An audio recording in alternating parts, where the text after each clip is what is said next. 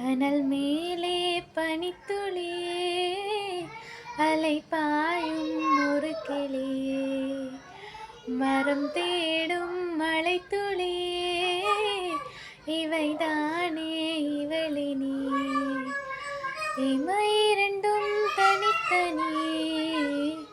உறக்கங்கள் உரைப்பனி எதற்காக தடை நீ